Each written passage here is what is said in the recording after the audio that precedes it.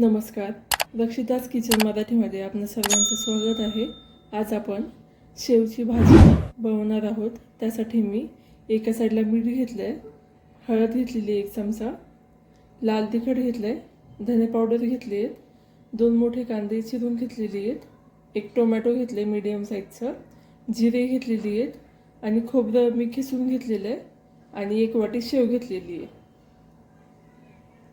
तर आपण भाजीला सुरुवात करणार आहोत.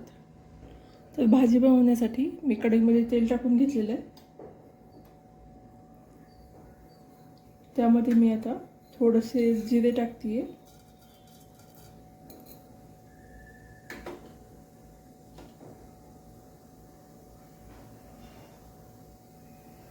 त्यानंतर कांदा टाकते.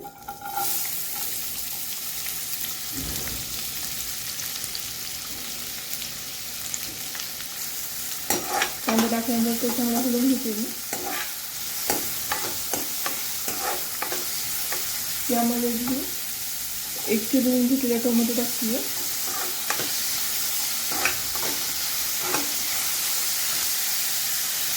त्यानंतर थोडंसं दूध टाकते.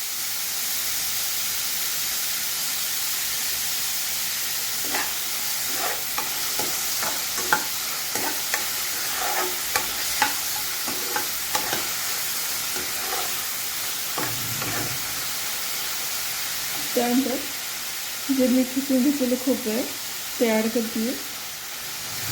हे आपण हलवून घेणार आहे.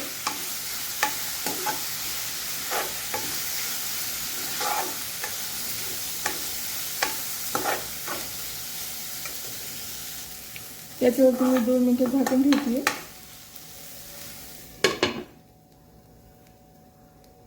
आता 2 मिनिटं झालेली आहेत. मी गॅस बंद करते.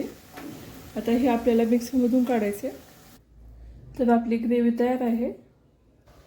आता मी कढईमध्ये तेल तापवून घेतलं आहे. त्याच्यामध्ये मी जिरे टाकते.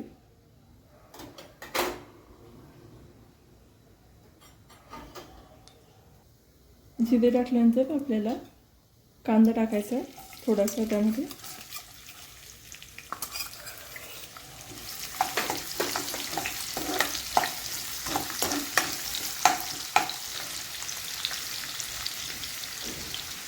कांद्यामध्ये थोडंसं मीठ टाकून घेतलं.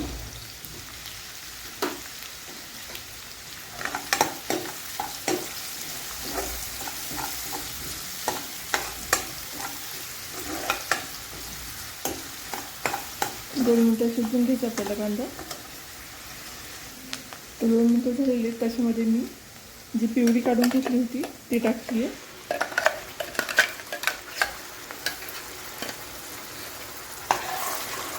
ते चांगलं मिक्स करून घ्यायचं. मी ह्याला आता हलवून घेतलं. आता हे हलवून झाल्यानंतर आपल्याला 4 ते 5 मिनिटं झाकून ठेवायचं.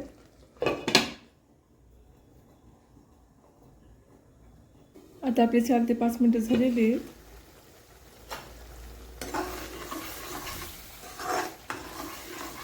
तर यामध्ये मी आता हळद टाकून घेणार आहे.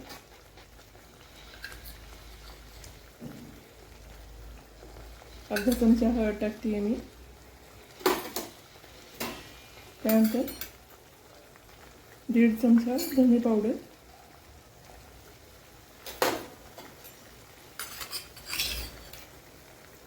आणि 1.5 चमचा लाल तिखट. आता हे आपल्याला मिक्स करून घ्यायचं.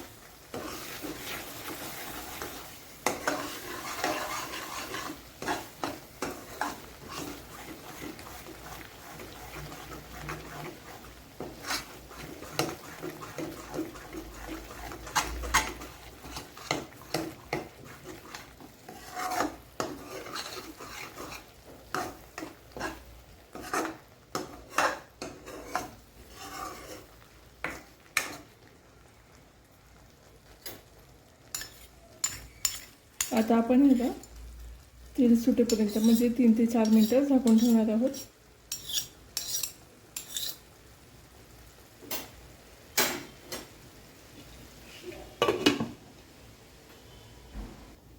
तर आपली 5 मिनिटं झाली आहेत. आणि ग्रेव्हीला पण तेल सुटायला लागलं. त्यामध्ये मी आता पाणी घालते.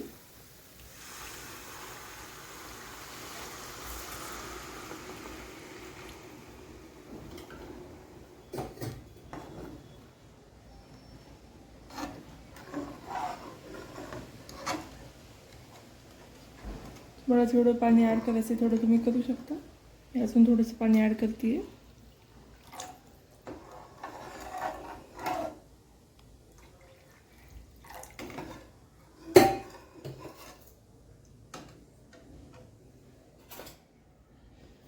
तर ह्यामध्ये मी चवीनुसार मीठ ॲड करते.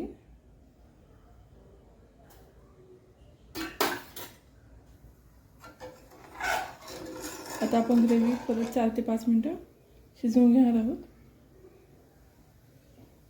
त्याला चांगलं तेल सुटेल.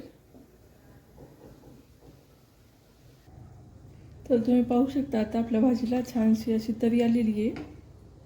ह्यामध्ये मी आता शेव टाकते.